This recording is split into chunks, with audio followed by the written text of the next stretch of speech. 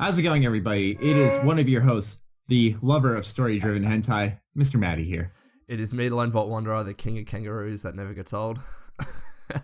I'm Noah, and my art got towed because I parked it in front of a fire hydrant. It's just gotten casual at this point. You guys hear me well, by the way? Just the mic's pretty far. All right, I just want to make sure. This is definitely something you want to do during the intro, yeah. Yeah, okay. Anyways, one other thing I want to do about it during this intro is confront a comment that we've seen a decent amount, and that's the I hate when I click on this and I realize it's a podcast. Oh my god, I can't read time. It's like an hour and 50-minute video. That must be a Fallout 4 news update. People, it says the Fallout 4 update, the topic, the major topics of discussion, and then H.A.M Radio Podcast. If that's not enough for you, personally, I'm just speaking for myself here. You guys can chime in right afterwards, but it's an hour and 50 minutes. Like, I don't know about you guys. I look at the time before I click on a video. I gotta know how much time I'm putting into this thing. I don't just fall for a click. You know, that's just me though.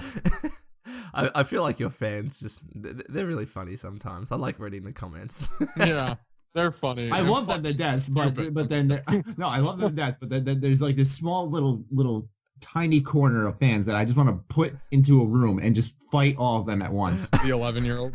Yes. I think there are some fans that just say for the sake of it, oh, time for another podcast, all sarcastic like. Yeah. But they're just the ones that are like, we'll not go into detail. Anyways, let's continue this intro.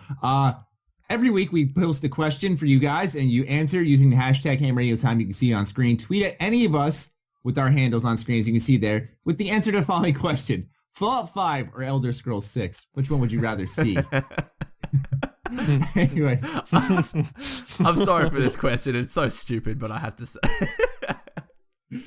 Anyways, let's roll right into our news update. Before we get into the meat and potatoes of this news update, I just want to get rid of two little news bits. They really aren't news bits. They're just kind of updates on Bethesda, and the rest are actual important news. The first thing is that for those of you who love The Evil Within, and the Consequence DLC has just launched, and there's 40 plus minutes of gameplay on Bethesda's YouTube channel. If you are curious about that and you want to buy it, go ahead and check it out there. And also, Machine Games is gradually on their Twitter revealing perks and trophies/achievements for Wolfenstein: The Old Blood, and their first reveal is an achievement called Can Carry Heavy Machine Gun, in which the name speaks for itself.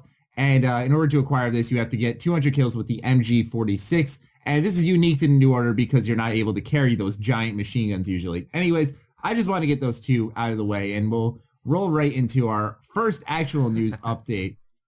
All right. Here we go. Fallout 4 E3 announcement confirmed by an industry insider with a decent track record. The insider was the one who gave us info on Titanfall 2 being non-exclusive, the Order 1886 being revealed at E3, as well as some PS4 firmware update details. And he was accurate on all of them. He has a very good track record. I made a video about this, but I want to get the podcast discussion on this.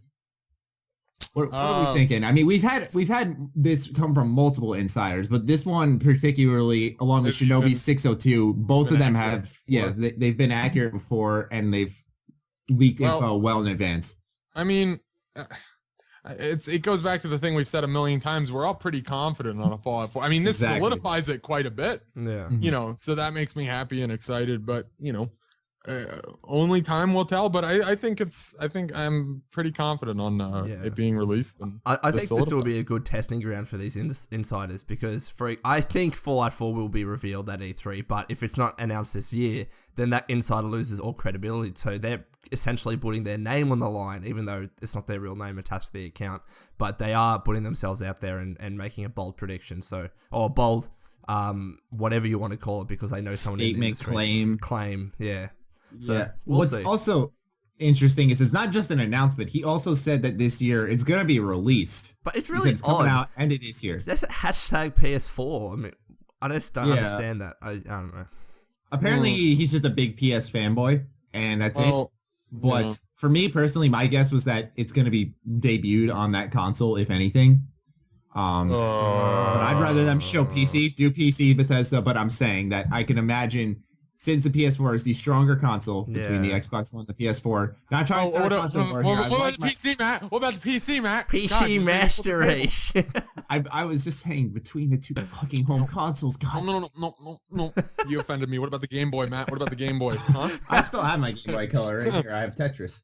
And what is this game here? Hold on, give me a second. I have Tetris and I have Tetris. Oddworld Adventures. Fallout for you. Oddworld Anywhere else you want to veer off to, or? This ice cream place looks nice. What? Oh, I see what you did there. Yes. I brought it back from last week. it's called a recurring joke. Yeah, see, you did this. You did the same thing, Noah. You did. I think it was last week. No, that it's called a recurring joke, Matt. Because if you were interested and connected. That's right. They get connected and they start to feel friendly, even though we don't know them and have no interest in them.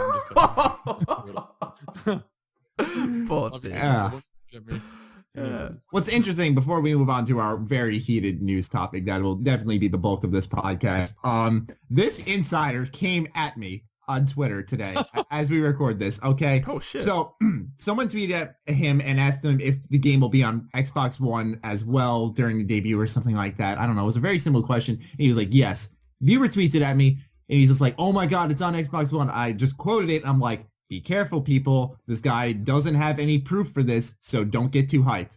All I said, I was just kind of trying to guard the community as best as I could there, like I did in my video. This guy got so fucking offended.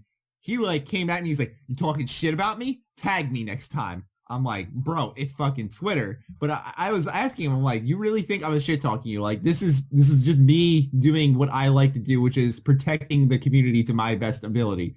But I just found it hilarious. He literally came at me, and then he tweeted me later about the Islanders game, and then sent me a DM complimenting my video. I don't know, guys, but I just already say his name because I just called him a dick. Oh, no, everyone knows who it is. Titus. Oh, okay. I'm sorry. Nah, I don't care. Oh, anyways, okay. We don't need to focus on the fact that I said I'm sorry. Anyways, that's your scoop on the inside info from the H.A.M Radio Podcast. Not to be confused with H.A.M Radio Time, which is a pornography podcast, as we all recall from the beginning of making this. There's actually I was hoping we wouldn't bring that up, but yeah, it is. Yes, I'm not sure why they named it what they did. Oh God. Yeah. Oh. I tell you, really? Yeah. It's like a podcast from 3 years ago. It's long dead now, but it was called H.A.M Radio Time, and we were typing it in everywhere just to make sure that we weren't stepping on any toes. I remember now. And we just looked at it. It's literally a podcast about the latest pornos, and I'm like, what the fuck? Yeah, their Twitter account has a lot of boobs. Yeah. I like boobs. All right, let's move on to the meat and potatoes. I said it again.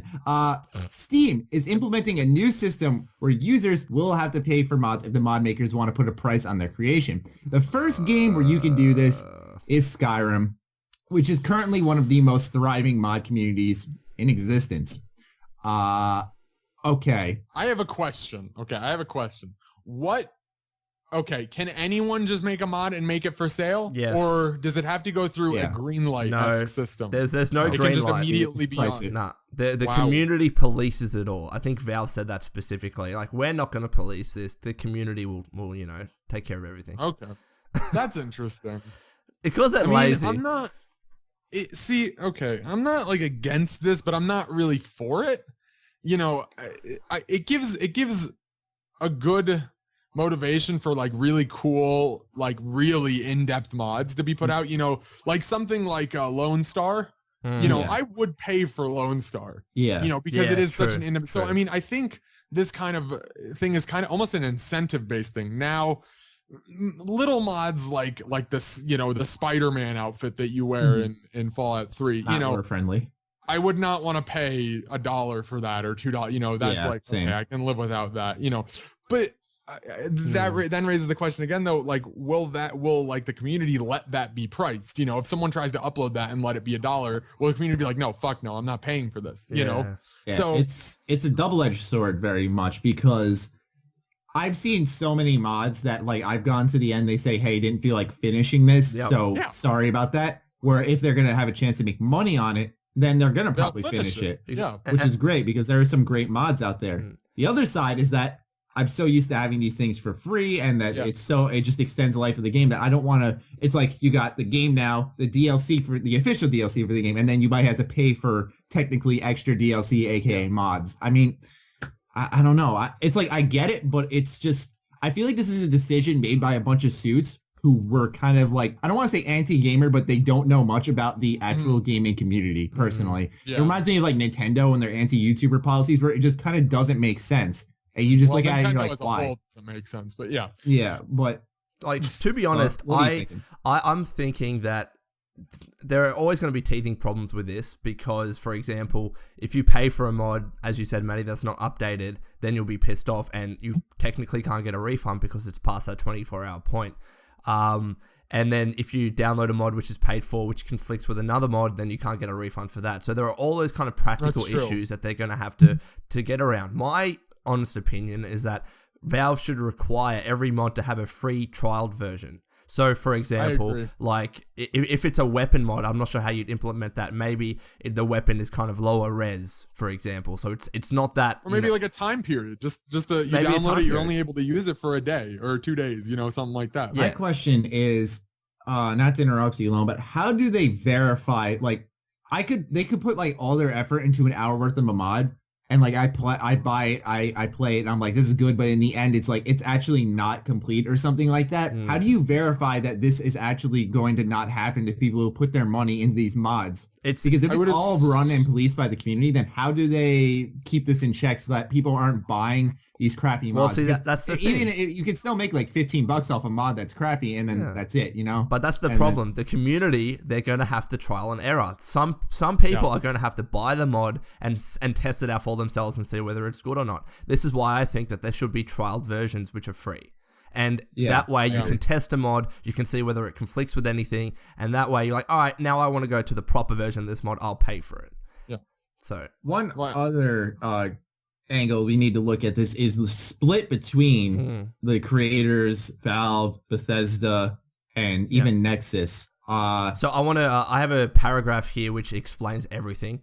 So the Nexus mod owner, I think his name is Dark One, he's been posting regular updates about this, and this is one paragraph which explains everything. So the system works by presenting the mod author with a list of service providers when they go to upload their file. They're informed that they can choose to support none, one or more of these service providers, and that any cut is taken from Valve's cut and not from their cut. So the cut percentage for the service provider like Nexus is 5%. So if a mod author does not select any service providers, their cut still remains 25%, 40% to Bethesda, and 35% to Valve. If the mod author picks one or more service providers like Nexus, then the cut changes to 25% to the mod author still, 40% to Bethesda, 30% to Valve, and then 5% shared between one or more of the service providers. So that service provider percentage gets taken from Valve's percentage. So all in all, the person that gets paid the most, or the entity gets paid the most, is Bethesda. They get paid 40% across the board. Mod authors get paid 25% across the board, and then Valve either 35% or 30%, depending on whether a service provider is selected or not. What's even more interesting is that in the terms and services of when you're agreeing to post your mod or whatever for this new system, is that it says within, like, it's hidden very well, but it's within the first few paragraphs that the publisher or developer kind of decides how this split usually goes. Yeah. According to what it says on Steam, which I find, it's so not Bethesda. Bethesda's all for the creator, all about YouTube videos, all about mods. They always talk about how great mods are. Yeah. That's why it's not Bethesda. It could be ZeniMax. It could be because they could be something beyond their control. I don't see there. It's definitely not Bethesda. That's why I'm not really. You have to remember though, Valve has a big say in this as well. So it's like I don't know. I don't think it's fair to maybe blame Bethesda or anything like this. I'm not saying you are, but again, it could be more Valve's side than anything. It's probably something that's been in talks for a long time. Has to have been. It's a pretty big system. Exactly. Yeah, and they were talking to mod makers well before this, because as soon as this service was released, they had mods ready to go. And I think the messed up thing, in my opinion, is that mods that are on the Nexus site, right, they were intentionally not updated. So when this whole service was released on Steam Workshop, for example, a particular mod had a version 2.0, which was only available on Steam Workshop, and now you have to pay for it. So the Nexus mod site has the older version without the new features. That it's segmenting the mod community. So now I'm thinking what's going to happen. Either mods are not going to be made for Nexus at all because they're not going to get paid for it, or they're going to be dumbed down versions. And then just because they're free. So It's annoying. It's a problem. It's a serious problem, I think. One other thing I want to present is, what about the future? How long does this affect Fallout 4, whatever Bethesda Game Studios is working on? Does this then, without a doubt, affects it? Yeah. Mods are a big part of the system. And what's going to kind of get me salty in a way is, like I said, it's a two-edged sword where I feel like now Bethesda's going to rush out this construction or creation kit or the GEC or whatever for Fallout 4. So they're like, come on, get us more money. You know, it's like kind of one of those things. Well, okay. Hold on though. I'm sorry to interrupt you, but no, I was done. Because there is now this paid system, the GEC could maybe, when Fallout 4 releases and whatnot, be much more user friendly. Because if you remember us having Chris on, he from Lone Star, he was saying that the GEC was like one of the biggest pain in the asses to use. This is very true. You know, so imagine the GEC and having a much more user-friendly based GEC means you have more in-depth mods, mod makers finishing their mods, you know, stuff like that. That's a big plus from this. So that is a very good point, because if now Bethesda sees some financial incentive for getting better mods out there, then maybe they're actually going to focus on the GEC, make sure it is user-friendly. Exactly. And then that way, in the long run, they're going to be getting more money because they'll have better and more mods in the community. So more or less everyone wins. Yeah. So but it's just that it goes full circle back, in my opinion, to the issue of the trial and error, like you said, Lone. There's got to be some way where we can find out if this mod is not A, broken, B, it's not just gonna end out of nowhere because the person didn't want to finish it and now they have my money. There's got to be some extra system to make sure I don't get my money violated. So basically. Right now, you can download a mod, pay for it, and you only have 24 hours to test that out, and if you want to get a refund, you get one back automatically. 24 hours is not enough, I don't think. And because there are some mods that are hours upon hours, and I don't want to burst through it. It's like a whole nother system or a whole nother quest game kind of thing where I don't want to just fly through it. I want to take my time. I'm thinking, but you're gonna. I mean, okay, in that 24 hours, there's gonna be someone who's downloaded the mods and finishes it and will post a reply. I promise you. Yeah, that's true. That's true. That person, if the mod's incomplete, that person got shafted. Okay. That's what I'm saying. You know, that sucks for them. That does. Yeah. But now we know, you know, so it's, I don't mean to be like, put the pressure on somebody else, but like, and who knows, Valve may do something where they will play the mod through just to make sure that it's something complete and then put it up. You know, I've got a good idea with that. Process. Why don't they have particular people that they trust in the community or whatever that can download mods for free and test them out for the community? They can be a curator, and then they can post their response. What's to stop the curators though from, and now you'd hope this wouldn't happen, but looking on Valve's side, what's to stop the curators from taking that file and just putting it out? But there'll be curators that somehow Valve gets on board and they'll sign contracts, and then that's their job. It's got to be some type of legal binding there to keep that from getting out of hand. There are so many legal issues with this. The fact that now Valve, Bethesda, they're getting cuts from mods. Think about all the copyright issues, these Spider-Man mods, these Iron Man mods, whatever it is. Now, those companies have an incentive to say, well, you're using our copyrighted material. You're profiting off of this. So we're going to come after you in court. That's going to happen. It's a serious problem. And I think it was Gopher talking about this. He had a podcast about it. That's what's going to happen right now, because beforehand, no one was making any money off this mod. So you could download an Iron Man mod, whoever it is, the company behind that, they're not going to care. But now, the fact that both Valve and Bethesda, they're receiving money from that, you can bet your ass that they're going to come after that. They're going to release all of these cease and desists. Yeah. It's a serious problem. Yeah. One kind of plus side to this is that it does put somewhat of a responsibility on some YouTubers who like to play through mods and stuff, like Gopher, Alchess, who are very interactive with this mod community, and now they have an even bigger responsibility to pick and choose what the actual good mods are. You know what I'm saying? But now that you have to pay for mods to make a video about it, so that's exactly. Right. It's so unfair for them as well. That just kind of hit me while I was saying that. You know, that's kind of like it's this whole thing. There's always a good side and a bad side. It seems always. I have to ask though, because I don't totally know all the details on this. Is Nexus being like taken down now, or is there So there still will be mods on the Nexus. Yeah, then, so right? there's still going to be mods for the Nexus. The problem is that it's up to the individual mod maker. They can either decide to have the mod for free on the Nexus and then have it paid for on Steam, but that way people are just going to go to the Nexus and download it. So the way I think things are going to happen, either they just completely ditch Nexus completely, or they'll have the better version on Steam that you have to pay for. Right. That's true. Maybe they'll have like one version on Nexus, but then they'll have the updated version on Steam. And but that's at what least you happened get with to one of the try mods. the mod. My guess or my thoughts here are that maybe Nexus is now sitting here. They're involved with this, correct? Before I go on, they're like you said, Lone, that they're getting a percentage of it if the person chooses to credit them with like an outside source or whatever. It's very odd. So the Dark One said Valve came to me in a couple of emails. I'm not sure if he's accepted it or not. I'm thinking that he has, but he said quite explicitly, any money that I receive is going to go back into the website because I mentioned this earlier in the podcast. The Nexus site requires about $500,000 a year to keep up and running, to get all this, pay for all the servers and stuff. So I think he's genuine when he says that.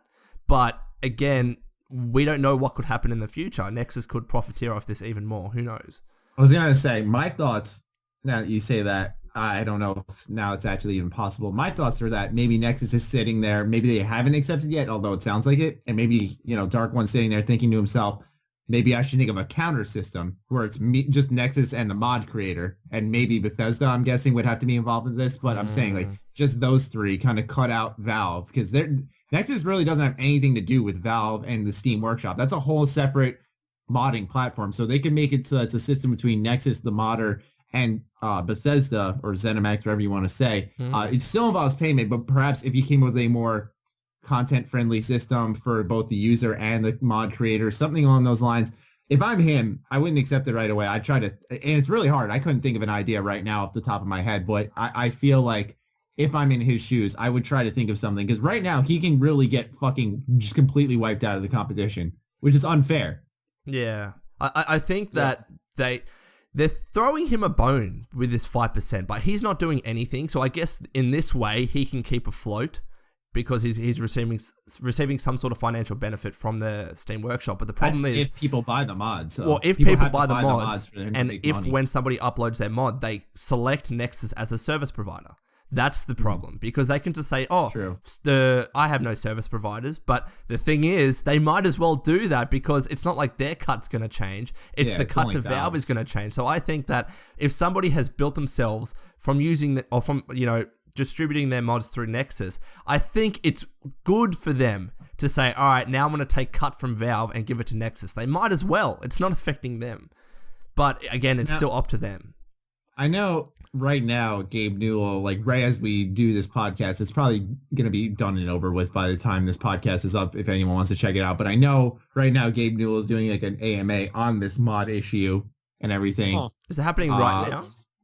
It's happening literally. Like Vaulted Data was messaged me. Go on for? I don't know. He hasn't even started answering questions yet, but he's like, I was away for a day and then I come back and everyone's pissed at Steam. So time to make sure everyone's not pissed for the wrong reasons. See, but that's exactly what he said. This is why Valve is and Gabe and all that are so good at what they do, because it's like they interact, they have a sense of humor I use loosely, but yeah, and they're not like EA, they're not like Ubisoft, they're not like fuck you, we want your money. You know what I mean? Or they just keep quiet just so that it breezes over and everyone eventually accepts it. Yeah, the PR is something that every company should really try and take something away from, because granted, this is not their best moment, this whole paying for mods. It really isn't. But Gabe Newell is stepping up. He's doing an AMA, and he's like, I'm hoping, I can answer whatever questions you have. Especially when he's like CEO. He's like the head of this entire company. Yeah. You could just say, fuck it, I'm going to make so much money off of this. But he actually cares enough to step in and be like, okay, what do you guys want to know? Yeah, and it's like I'm not here to fuck you over. I'm gonna try my best to talk to you guys. I think that Valve is looking at it from the standpoint of helping content creators to the best of their ability. But see, this is the problem. A living off of this. This is the problem that I have with this. If the way they've tried to spin it is that this is for the mod makers, they can receive money from this. So they could create a job from this. They support themselves, pay for their families. That's fine. I think all three of us here are in complete agreement that mod makers should be able to profit off of their mods because they put a lot of hard work into that. At least in the most cases, not like stupid random mods that take 5 minutes to do. But the problem is... Not to interrupt you, sorry. He posted this 2 hours ago, and I haven't seen him respond to a single question yet. So it may just be collecting. Yeah, that's what I'm guessing. Yeah. So, but like, no update on that. In terms of the split, I don't think it's reflective of a support to the mod author. Yes. I think Bethesda should cut down on their split. I think Valve should cut down on their split. Bethesda, I'm sorry to cut you off, but Bethesda does need to cut down on how much they're getting. I understand it's their stuff. It's their game. Don't get me wrong there. I understand. But I don't want to sound greedy. We bought the game. You give us the GEC for free. Right. Maybe make us pay for the GEC and then we can make mods for free. Something like that. Like if you really want to make money off this, like that's not a bad idea. Sell the GEC maybe. Almost like paying for the engine. You know, like well, not even make what we want with it. But now we're getting the GEC for free, and now people are going to pay for mods. It seems like a system that no one's really going to make money off of because no one's really going to want to pay for it. Look, I want more for Fallout or Skyrim or whatever. But actually, you know what? Speaking of that, what happens to like Fallout New Vegas and 3? Are mods still going to be going out for those? Because it's only with Skyrim. They don't have Steam Workshop support. I don't think. Yeah, exactly. So I was gonna say so Nexus really isn't gonna go under completely. There's no. I think the mod activity for now Fallout is gonna go up. If you ask me. Possibly. It's gonna change a little bit. But you know, like the Skyrim stuff is gonna be mostly on Steam probably. But I think Fallout New Vegas and 3 are obviously still gonna stay on Nexus. They have to. Yeah. However, this could be a setup for when, you know, and we talked about this a little before, when Fallout 4 comes out, and is going to be, you know, most likely, odds are, is going to have some sort of workshop support. It is going to have the pay for mods. Now, here's another thing, though, I wanted to talk about. If, you know, Greenlight recently was, like, taken out of Steam, or if it hasn't, it's going to be, or something like that. I'm pretty sure it was taken out.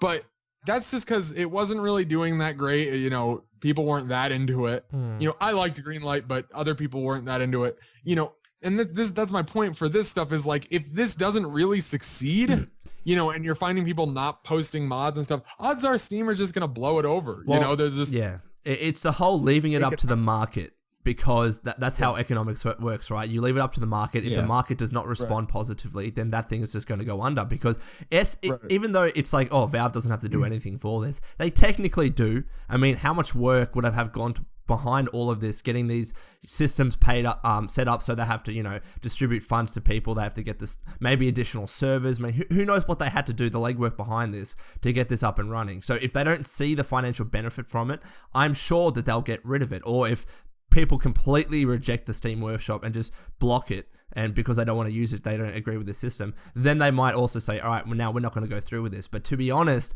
I still see them in the long run, them trying this out for several years. I think this is going to affect Fallout 4, without a doubt. My question, though, is I just thought of this, like, Workshop is very prominent with games like Left 4 Dead 2 or Counter-Strike, I believe. Why did they start off with Skyrim out of all games? I think I don't get that. Because I think Skyrim's mod community is bigger than any other mod community.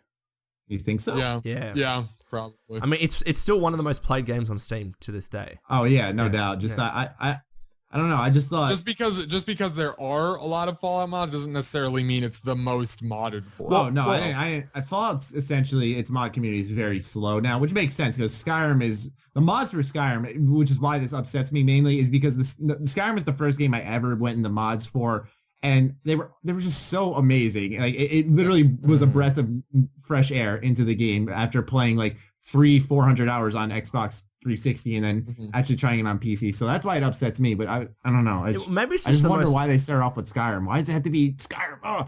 Well, maybe it's the most logical choice for them. I mean, you know, Left 4 Dead, whatever, they're their own games. And I do believe that in some of their games that they have this paid model where they, you know, content creators can sell their creations. I believe, I'm not too sure, but I think they just looked at... Now they have servers or something like that you can pay for, I think. But they just like, you know, surveyed the games that are currently out there that have some mod support, and they were thinking, you know, Skyrim's a good platform to start off with. We can build a rapport with Bethesda. We know that their Nexus site is out for Skyrim, so we can set up a link between us and Nexus. So it was a good way to start the whole process because it covers so many grounds. But I don't see what other games that they could have started with instead of Skyrim. Like, Right. Left 4 Dead is their game, so I guess it would have been much easier. But in terms of a third-party game, I think, Bethesda was a logical choice. Yeah. Now, let's talk alternatives. This was originally submitted as a viewer question, but it was just a perfect discussion point. Will Austin on our Facebook page says, I commented this on Gopher's video. If they want to make money from it and keep us happy, they should do 30-second advertisements before a download starts and make money off the ads. Now, I like the idea, but there's ad block. Is there any other alternatives that anyone can think of on how they could make money? Because you look at Nexus now. I don't know if anyone's been on Nexus lately, but I was just talking about this before the podcast, how it's like forced ads now. There's video ads constantly that you can't pause unless you sign up to become a member, stuff like that, which I understand, but ad block once again, you know. Here's something. Now this, a lot of people are probably going to disagree with this, and it would have to be tested before it would, there'd be a trial period. But like, what if for mod makers, now this again goes to paying, there is money involved. But what if like you have to, if you're a mod creator, like, okay, there's 2 accounts on Netflix. There's one, let's say there's one for just like commenting on mods and stuff like that, or liking, whatever. And then there's another that it's a creator account, and you have to pay monthly for that, to own that creator account. The creator account allows you to upload mods.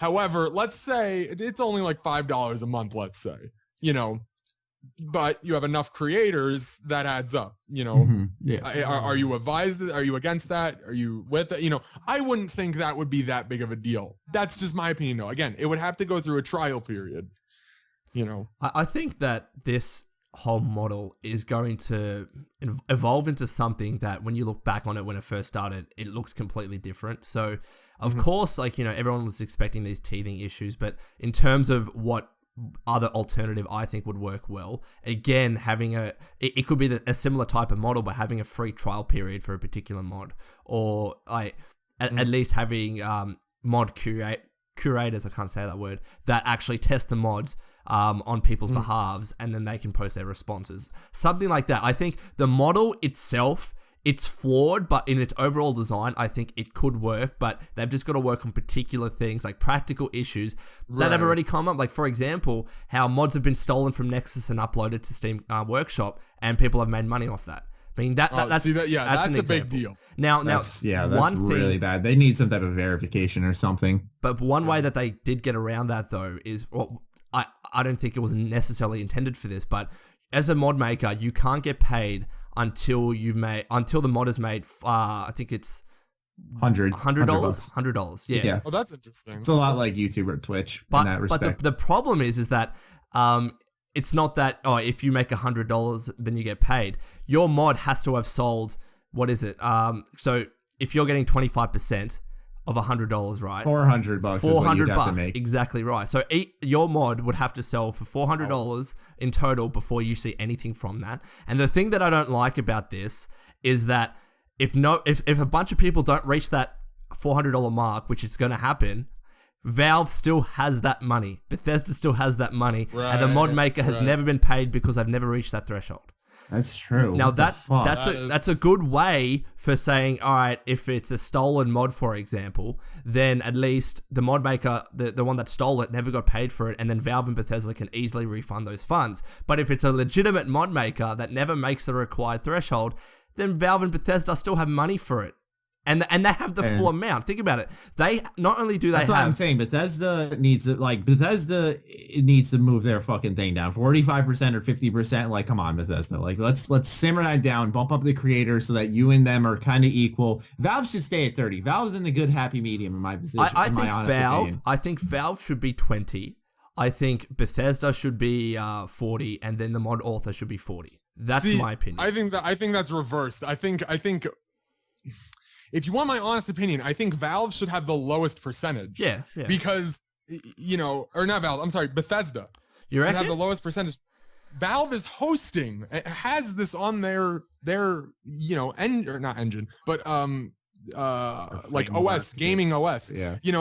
They're the one, they can say no at any point and just take it off, so it's like, I think they should get the most the creators should then get the most, and like, but 20% of that still isn't a little. The thing is, though, to going to Bethesda. Like, first of all, there's the argument that this is Bethesda's game, this is their IP, they should be able to profit off of that. Fair enough, but if they're making this 40% and they're at least reinvesting those funds into making the geek better, into making the mod experience better by helping mods create their creations, then I think it's legitimate for them to be paid 40%. But if they're just going to sit on their ass and the GEC is as shit as it was, then they don't deserve that. So I really hope that Bethesda takes it upon themselves thinking, all right, if we're making 40% from every single mod that is being sold, then we really need to reinvest back into the mod community. And it's not only going to be beneficial for them, because if it's coming back our way, I'm for it. Exactly. I mean, another thing I want to point out, though, is that Bethesda's been really on the rise. Like, and I know there's really no such thing as too much money, but you look at the quality games they're publishing that are selling well. You look at how whatever Bethesda Game Studios announced next is going to sell like hotcakes, okay? You look at this, they are making a ton of money, and I just look at it and it's like, why do you need to like almost put the community in an arm lock and get more? I understand from a business perspective, no such thing as, too much money, especially when you're like Bethesda, who almost went bankrupt in 2003. I get it, but I just wonder, when you're doing so well with The Evil Within, with Wolfenstein, ESO is going to be on the rebound this summer, and then, like I said, whatever they decide to announce at E3, it could be Dishonored 2, Doom is going to generate some hype, whatever Bethesda Game Studios is working on, hopefully, you just think to yourself, there's so much going on for Bethesda, why put this in there? Yeah. And that's just me, though. In the end, though, like, I think somebody has to reduce their cut. And from what you said, Matty, it does make sense for Bethesda to reduce their cut, because think about all of the, not necessarily that they're mods, but for example, the Skyrim script extender, the loot or boss team, Test 5 edit, all of those additional applications that you could use to help your mod, like help mods and help mod your game. What happens to those people? Apparently, according to the Dark One, Valve asked, hey, can we get into contact with the boss team, with the SKSE team, with the Test 5 edit team, to try and involve them into all of this? Now, if all of them are selected as service providers and they're still between them only getting 5%, that's kind of messed up. Somebody has to reduce their cut. Exactly. Someone has to reduce their cut. Otherwise, so it could be, it may sound not like a lot, but it can become divided pretty evenly if they bump it up from 5% to 10%, 15% at max, if you ask me. I'm not saying that their work should be undermined. For example, like the Fallout script extender makes my Fallout 3 run so much better. Just that alone, because I guess it like keeps the scripts from getting jumbled up or something. I don't know if that's actually what it's designed for. I know it's to help bigger mods work, but I don't know if it's also used just to help your game run better. But I noticed when installing like FOSI along with the stutter remover, shit like that, like my game crashes like almost next to never now and stuff like that, where they do deserve a piece of that money. They helped my experience better. Another thing that's worth pointing out is that one thing that a lot of gamers noticed when the creation kit was put out to the public and they started doing mods for Skyrim was that, in a way, Skyrim, not necessarily, it was full to the brim with content, don't get me wrong, but it was missing some certain little things like arrow kill cams, like the resolution stuff that was recovered via mods. There's so many people that deserve money for all they've done to better our games, and it's just like one of those shit shows where so many people deserve a cut. And it's just going to be this big legal battle where I feel like it's just going to end up just, okay, fuck this program. It's not going to work. This whole thing is a really hard argument. And if we just went back to free shit, free mods and just not worried about it, it just, this is the thing, right? It's like this is something that didn't need to happen. But exactly. It didn't need to happen at all. Look, in my opinion, though, I don't want to say this because we are like creators, but it is synonymous to a YouTuber. It really is. And now think about it this way, right? We are using gameplay of publishers, say, Bethesda and Fallout and Skyrim, uploading those to YouTube, and most YouTubers, they're making money off of that. So why shouldn't mod makers be able to do the exact same thing? Yes, and that's a very good point. It's a different system. Well, the difference is that, I was gonna say the difference is that it's like a cut between, at least for me, it's a cut between me and my partner program. That's the only cut there is. Where Bethesda's not involved in this. when you upload a video of like Battlefield or Fallout or whatever, none of that money goes to, you know, EA or Bethesda or any of those companies, you know. So whereas this, some of it directly goes to them, you know. So that is the major difference there, you know. It's an interesting way of supporting the company. It is in a way, but it's like almost it's almost like using your fan base in a kind of funky way, in my opinion. Yeah, I see. It's just, you know, I think we're all so torn, but I think let's give it a go. I know that there's been a huge backlash from the community. I'm sure they're inevitably going to have to fix the system in some areas to fix those practical issues that have already arisen. And then maybe let's judge then. Because right now, it's in the baby stages. We don't know where it's going to go. It could completely topple over. It could get to the stage where everyone's like, oh, this is a really, really good system. And I think just the main thing from it is that people just don't want to pay. And I think this has been on the cards for a while, because whilst a donation system or a Patreon system is good, it can only do so much, because there are always going to be that huge group of people that just will not pay for anything. And some way, it's not just about, you know, the mod makers being able to potentially get a job in the gaming industry, because that's fucking incredibly difficult. But if they can actually create a living off of this, then gone on and more power to them. That's true. That's another thing that, oh my God, I just had a mind freeze. No, not now. It was such a good, oh yeah, okay. One thing that I noticed that helps out, Bethesda specifically has put in their their job listings and everything, that in order for you to like kind of help get a job there as a programmer, designer, whatever you want, a position you want to apply to, you want to see their work inside the GEC and stuff. Let's say they have good work. How are they going to be able to show this off if no one's really showing any type of interest to it? I know that Bethesda's not going to go out and reach to them, but I'm just saying that is this like a whole separate thing? Like, am I just overthinking it now? No, like I think Bethesda could easily look at where's the most money coming from. Let's fucking get that person on board. Because in the end, it'll be cheaper for them to spend whatever, like $70,000 for them on them a year in terms of their salary, and get them to create mods in-house. Oh, sorry, it will create content and DLC in-house for them, because then they own the DLC, they own the content, and then when it gets sold for $15, they'll make more money in the end. I think this is beneficial for Bethesda, because they get to get a really good look at the talent and what the community is responding to. Because right now, yes, you could go to the Nexus site and see how many times a mod is downloaded, but now they're actually on the receiving end of these funds, and which mod makers are the most popular. They're right in that process, so they could easily pick people out and say, all right, we want to hire you on as an employee, because in the end it's going to be beneficial for us. Another thing, and I just want to go back to one final point, is that you mentioned how, like, you know, people just don't want to spend money, and I understand that, because for me, as a creator, I understand the effort it goes into stuff. So whenever, like, I see, like, one of my more favorite YouTubers streaming, I'll try to, you know, toss a little donation their way, stuff like that. I know not everyone does that, but oh my God, it just happened again.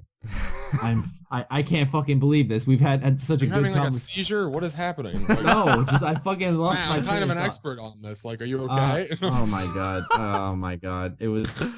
I knew I shouldn't have went off track for that. Maybe we should move on just in general. No, your ice cream can wait. Oh my God.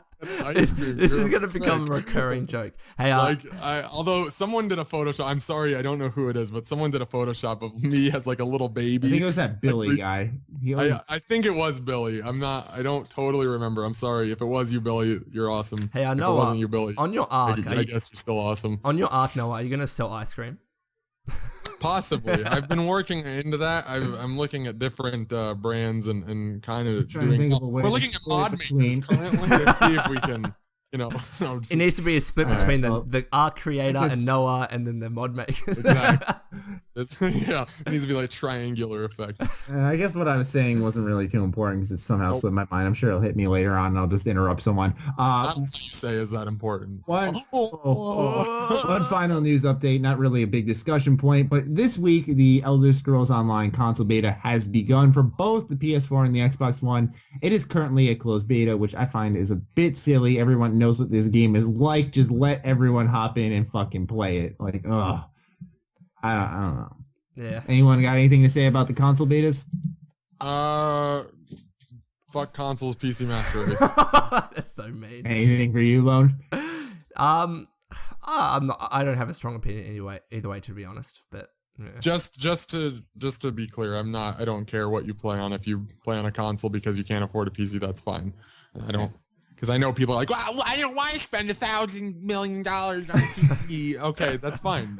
You're not stupid. Just play whatever you like and live your life. You are kind of stupid. I'm just kidding. All right, let's move on to the Bethesda Spotlight. The second segment in the show where we highlight something unique from Bethesda in general. Does anyone have any ready, or shall I go first while you guys cram for one? You can go first. Yeah. Jesus Christ. Okay. So for me personally, I wrote this down right at the beginning of the week because I started a new thing on my streams, and it seems to have been pretty successful because I've had my most viewers on my stream ever since I started. This is unique Fallout playthroughs, and they're actually really fun. Usually as a person who plays the game for the stories, I have trouble replaying games unless they're a blast. I have trouble just going through them a second time because, usually what keeps me going is the context of the game. But I found out that unique playthroughs, like the one I'm doing now, is an unarmed hard playthrough in Fallout 3. I can't use any weapons whatsoever unless it's like the Fisto, for example. Wait, what? How do you even do that? Like unarmed as in like no guns? Yeah, or? no, unarmed like the skill, like my fists. That's it. It's really hard. It's so hard, but it's so fun to do because it's actually surprisingly it's so fucking satisfying. Like okay, for example, you're in the metro tunnel for the first time in Fallout 3. And there's this one section where behind a fence is like 4 ghouls. And you normally take them out by turning on the gas, shooting the room, and all 4 ghouls just die in an instant. They incinerate. I can't do that. So I have to go through the fence and literally I start beating the shit out of one. I close the fence right behind them immediately. So the 3 of them are stuck by the fence. I find out that they can open the fence. They start running at me. So I'm taking on 4 ghouls at once on hard with the realistic damage mod on. So now Ouch. my health's chipping down. Yeah, it was the most satisfying thing, beating them up. I love it. And it gets the user or the viewers involved, and they get really creative. Like the next playthrough I'm probably going to do is what is it called? Like the drug addict playthrough. And like I have to take drugs whenever I get them, and I can't use anything to cure my addictions. I think that'd be interesting for me. I've never personally I've never tried the drugs in Fallout before. I don't know if they have any effects when you're addicted to them. What happens? Like you get really negative effects, like your intelligence can go down. It's just statistical? It's just statistical, and I think visual as well. It can affect your... Yeah, well, I know your screen blurs for like a second. Yeah. Like when I know they do that with concussions. Like if your head's crippled, I know they do the little screen blur, which I think is so cool. I love that.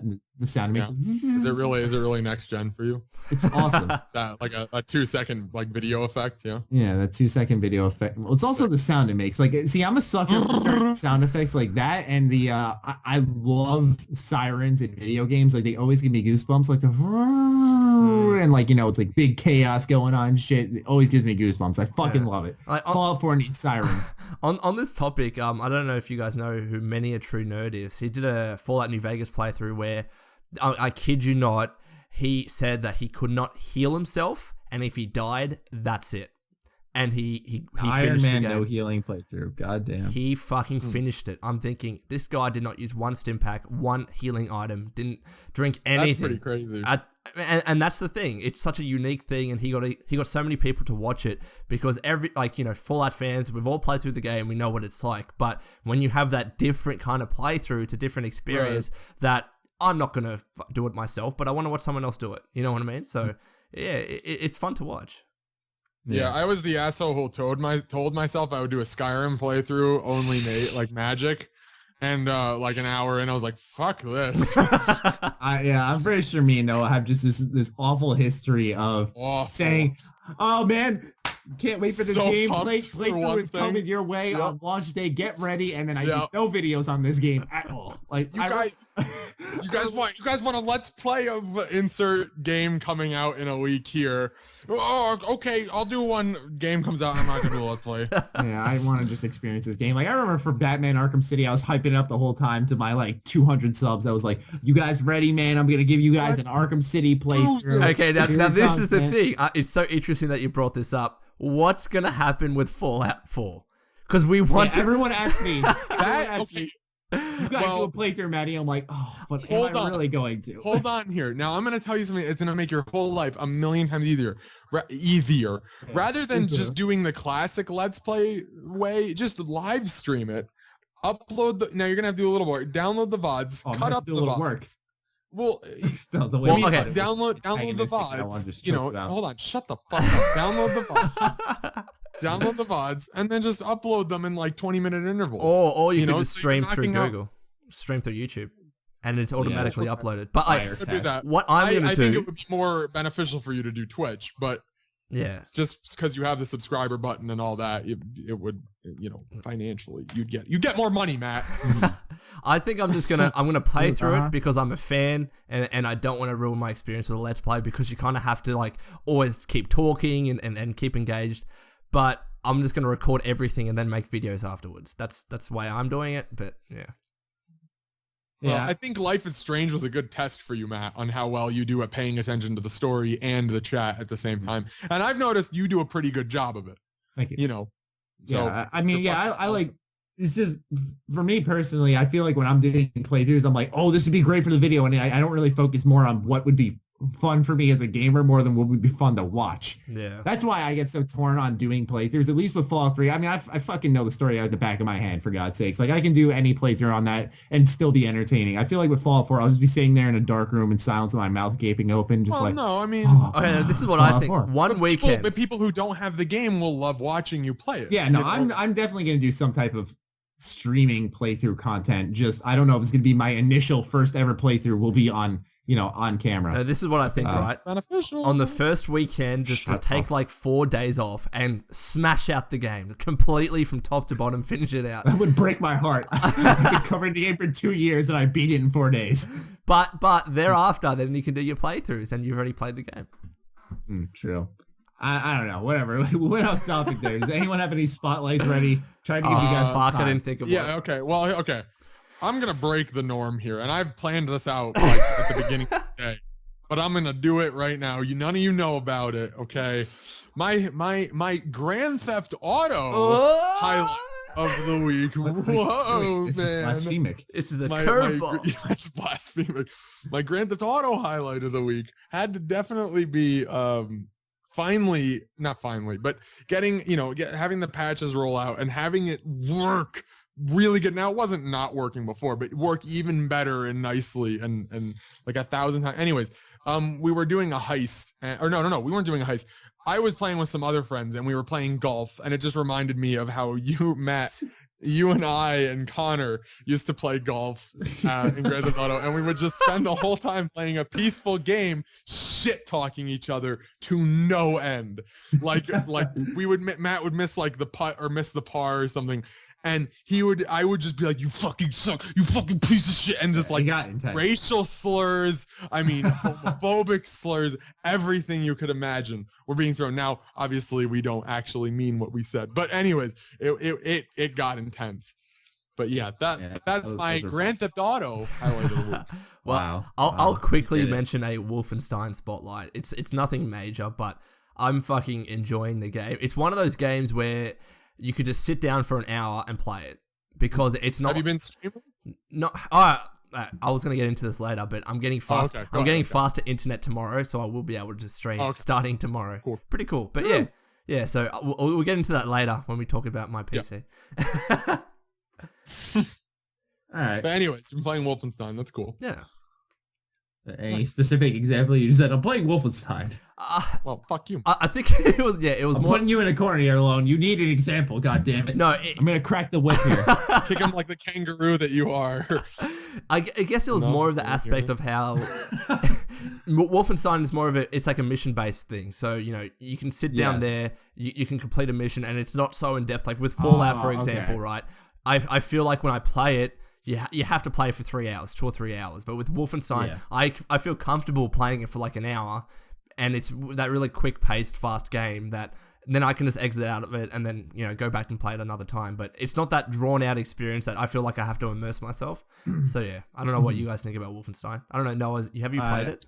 I haven't played it, but I've seen playthroughs of it. That's the thing. That's one of the reasons why I haven't, just because I've seen it like fully played through. But it looks like an awesome game. Oh, it's nice. Like, when I see it on sale, I'm always like, ugh. I kind of want to pick it up. You should just buy it. Yeah, I should. If I had sale, money I can or almost anything, I guarantee totally would. It'll probably be like $15 this summer sale, 15, 20. Yeah. It's been going down more and more, which is great because more people need to play that game. But I'm sorry, Lord. I didn't realize that's what you meant by your spotlight. So I completely understand now because you said it originally and then you were like, God, Matt, that whip really hurt. Yeah. Okay, now I get it. Yeah, I totally agree with the mission structure. You can't take bite-sized pieces out of games, which I'm starting to enjoy more and more. I like playing my long games, but I take those in spurts. You know what I'm saying? Like, I like playing those games every now and then for some reason. It's like your Call of Duty. Now I'm starting to enjoy the, I'm going to hop on, play for like two hours or so, and then hop off, not just like, all right, gaming binge, get the fucking soda. I'm going to sit in my underwear all day, shit like that. I haven't had one of those in so long. It's so depressing. And when Fallout 4 comes out, that's what I'm doing. Oh, yeah. Fuck yeah. All for Battlefront. I'm just going to fucking, I'm not showering. Okay, we'll bring up Battlefront a little later. Oh, well, what's funny, Noah, is the next segment is our favorite gaming bit as well as what we're playing. What are you thinking then? All right, well, okay. Now's the perfect fucking time to get I think you think Battlefront, okay. Now that trailer showed in-engine. It said in-engine. Now let's be very clear here. In-engine does not mean in-game. Okay, there's a big difference. In-engine means it was in the Frostbite engine. There was high, renderings of what and whatnot in that portion. Okay, now they have said that the game will look very similar to that, or almost identical. And apparently, people who have seen the game have said it looks very similar. What? And in the dev diary, they showed a gameplay screenshot that looked just like the reveal, and it was a third person over the shoulder and a first person perspective. What company are we talking about again? I don't fucking care what company. All right, I am biased, and I have to admit that. The one who rolls around PR and just spouts out whatever they think will bring good attention. This is our most ambitious project. Okay. We put collectibles in the game to encourage the player to continue playing after the credits roll. I don't fucking know. I just fight. I speak like so. Anyway, because Dying Light. My loot compels the player to continue playing. Shut up for a second. My fear is that this game is just going to be the most overhyped thing and then shit on itself. And I don't want it to be that. I want Battlefront to be amazing. And I think it will be. But I don't need to rape my wallet either for it to be good. And I don't want to have to. And I feel like that's what I'm going to have to do. Because $60 to EA is not enough. I need $50 for a premium edition or if I don't do that, $15 for these DLC packs. But because I didn't have premium, I don't get access to these really awesome camos. And I'm kind of shafted after already spending like $75 on the game. And that's what's going to happen because we're talking about EA. God damn it. In their defense, they haven't announced planned DLC yet. It's obvious. DICE themselves, here we go. They've said themselves they're gonna do it. That they said themselves, we don't have any content held back for DLC. They're saying this is the first game ever where they're putting what they can in the game. I honestly think it's bullshit. You're lying straight to my fucking face that you don't have any post-launch plans. You're lying straight to my fucking face. DICE may not, but EA definitely does. EA is gonna be like, that map looks good. Hold that back, okay? Just put that in the fucking corner, okay? Now, see. I'm biased. Like I said that earlier, I'm biased, okay? I'm going to try to defend this game to the best of my abilities until they give me a reason not to. Right now, the community is overreacting a bit. I understand on the outside looking in, it looks like a shallow piece of shit. But that's, I think, because what they're trying to do is remove anything from the past Battlefront games. No Galactic Conquest, no instant action, because they want it to be their own Battlefront game. I personally think so, okay? And at first I was mad. I was like, what the fuck are they doing? But it makes sense. I don't want a rehash of what I've played before. It won't be fresh. It won't be new. It won't be a reintroduction of what we loved. And also, when you look at it, Battlefront 2 is still a game that is one of my favorite games of all time. But in all actuality, everything is essentially just an instant action with a different tiny little tweak. Campaign is instant action with a small little objective. Instant action is just, a game. Okay? Galactic Conquest is instant action with a small bonus for every map. It's stuff like that they could DICE could take these ideas, get rid of instant action, bring in mission mode where there's essentially the same thing, but when it's basically the campaign, they're redoing everything in a very strange way, but I feel like they're trying to separate themselves from what has happened in the past so that when they start revealing new stuff, that's what everyone's going to be talking about. Right now, there's obviously this fucking overwhelming amount of negativity surrounding the game, but I feel like that'll start to go away once they start talking about what's in the game, not what's not in the game.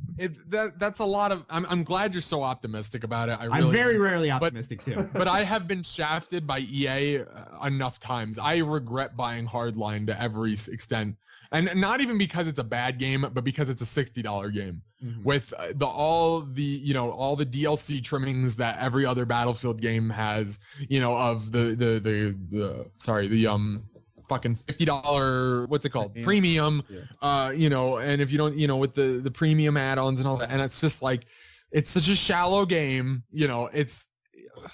I'm afraid they're going to do that with Battlefront. And that's why I'm excited, but I'm not believing everything they say. I'm kind of like, it's going to be a cool game, but I'm not gonna eat up what they're putting down, because that's exactly what they want you to do. Here's the thing, though, I think is the reason why they're talking about what's not in the game compared to what's in the game. I personally feel there's going to be a lot of stuff relating to episode 7, and I feel like in order to not spoil announcements and reveals for the movies, they're going to hold back. I think we talked about this in a text conversation, that I feel like they're going to hold back just so that it doesn't ruin what's happening for the movie, because let's be honest, there's more hype for the movie in the game. They're basically equal, but more longtime fans are going to be interested in this movie, understandably so. So I feel like in order to not spoil such things as the Battle of Jakku, for example, that was revealed alongside something with the movie, so it made sense when you saw the beginning of the movie trailer, and then they said Battle of Jakku is coming. It's a free DLC that you'll be able to play, where it basically takes place right before episode 7 starts. Cool. So I feel like they're going to show us more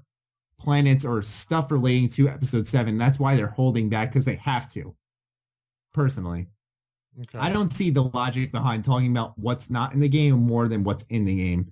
So that's why I'm assuming. I could be wrong. Well, but that's what's the logic behind it, at least. Is assuming. Yeah. And now I'm assuming now, and that's exactly what I'm doing too. Is I'm assuming that it's going to be this. So we're both kind of doing the same thing, just at different ends. And I respect. I respect your opinion, and I assume I would like to see them do the hints for the new movie and all that. That would be awesome. But that then makes me fear that all this game is going to be is a promo for the new movie. Yeah. And I don't want it to be that. I hope it's not that. So it's really it's really, really, really hard, for this game. From a player standpoint, this game could be amazing if done right. Yeah. From a company standpoint, though, from like a business and money standpoint, this game could be amazing done right as a basically trailer for the movie. What's like, and they know that because in the first 3 days that this game had the reveal trailer out, in 3 days, the Battlefront reveal trailer, 11.5 million views. Well, and not only that, but it was also coincided with the second trailer of the new Star Wars movie. Yeah. And if you don't think that was planned, you're insane. That was absolutely planned. Yeah.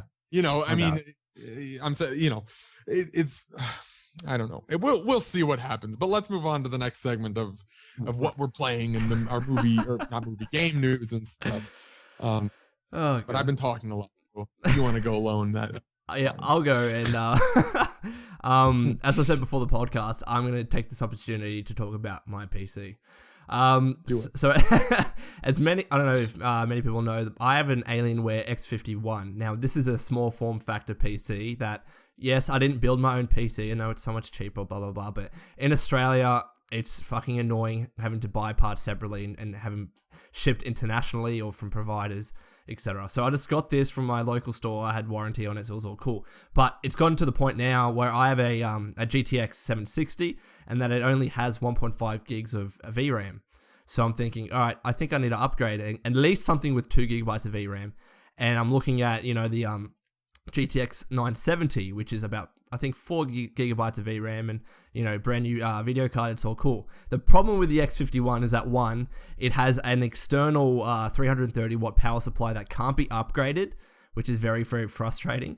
And two, you can only get a particular sized graphics card. It can't be longer than 10 inches because it won't fit in the PC because it's small form factor. So I've had to do all of this research to try and get the exact right fit, the exact right graphics card. So I've settled on an EVGA GTX 970, not the superclock version because of the power supply issue. And it's about $500 for me anyways, because it's Australian again. So I just wanted to talk about my experience in trying to get a new graphics card for this PC. It's been a bit of a bitch, to be honest. So have you decided kind of on the 970? Yeah. So the EVGA one. And I guess the problem that people keep raising is, they have a minimum power supply of 500 watts. At least that's what they said. It's the recommended one. But the thing with the X51, at least the revised second edition version, is that yes, while it's an external 330 watt power supply, the power board on the PC is really efficient, so it distributes power really, really well. Right. So it's rarely gonna, like, the power supply itself is not gonna be the bottleneck. If anything, it's the board itself that is the main bottleneck. And because this is an upgraded version, I shouldn't have any reboots or anything. And if I do, I'll just underclock. But yeah, that's my experience with trying to upgrade a small form factor PC. I remember buying my graphics card when I first got it, and I was so excited. And when I went to put it in my PC, it did not fit. I almost cried. Oh, yeah. It was like the scariest thing. I was like, I just spent $250 on this thing. Why do you not fit? And so I had to like remove things from my PC, and like, it's not crammed in now, but like the initial you may want to look at getting a new box though. Yeah. I'm eventually just gonna buy a whole brand new PC because well, no, just because I'm going to need to eventually upgrade my entire rig as a whole, because it's been a few years. You know, I had to upgrade my graphics card, but you know, I think it's gonna be time to fully upgrade. And now that I have a more extensive knowledge on PC, I think it'll be a lot easier to build my own. And you could ask for my help, dude, because I did last time. I know everything. See, that's the thing. When you first get into PC gaming, you don't really understand the benefits. You don't know shit. No, and you don't understand the benefits of building your own PC, because if there is a new graphics card, you can just upgrade. But the problem is when you buy a small form factor, you're so limited in what you can do. I think I'm gonna shout out. I'm sorry, actually, I interrupted you. Go ahead. No, who are you shouting at, Noah? It's okay. I need to break. Well, okay, I was gonna shout out KBMod or KBMOD.com. Go to their website if you're looking to build a PC and you don't know anything about anything. Go to their website, and they have build guides that they update monthly, and the prices go like the build guides go from like 500 to like 1700.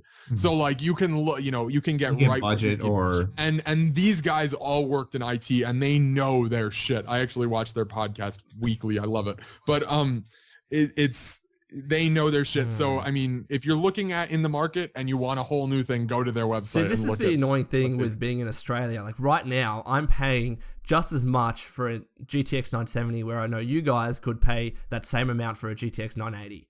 Everything is just, more in price, because not only because of the exchange rate now, but just, shipping and importing the product. Everything is increased. So I see more benefit in, like, for example, I'll already buy a custom made PC from a supplier.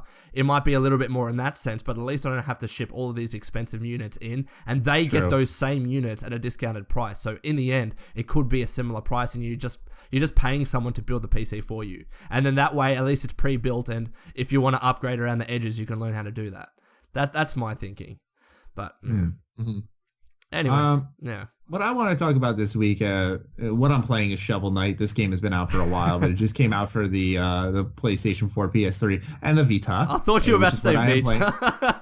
Yeah, I wanted to say it for the end because I heard you laugh. Oh, that's right. I forgot Matt is the only person left on the planet playing the Vita. I actually haven't played my Vita in a long time, so it feels nice to hop back onto it. I'm enjoying Shovel Knight. Nice throwback. Anyways, what I want to talk about this week, for gaming news, it's not really gaming news, but it is news. Jared Leto's Joker. Has anyone seen it? I have the tattoo. That is one of the most fantastic takes on the Joker I have ever seen. I love it. It's so weird. Do you not like it, or do you just think I'm torn?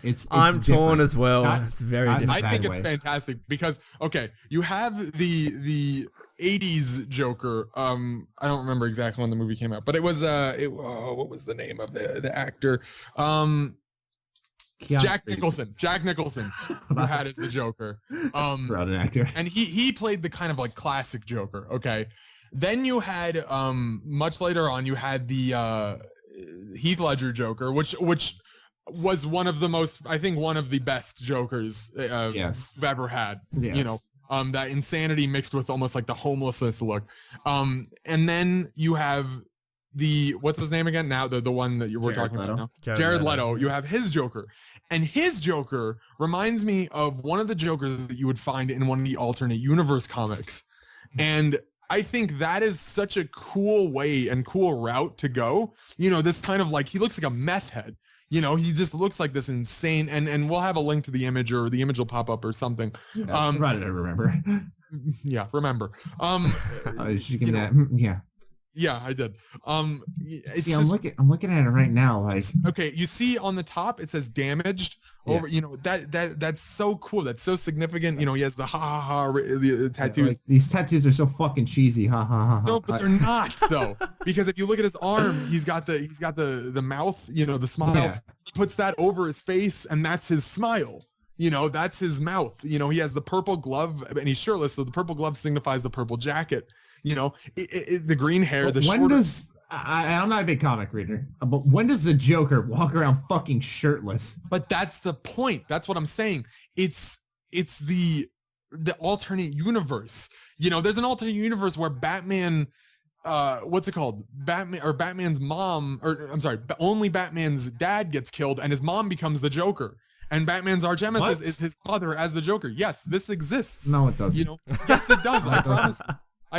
Me and Eddie were talking about it one time on the way home.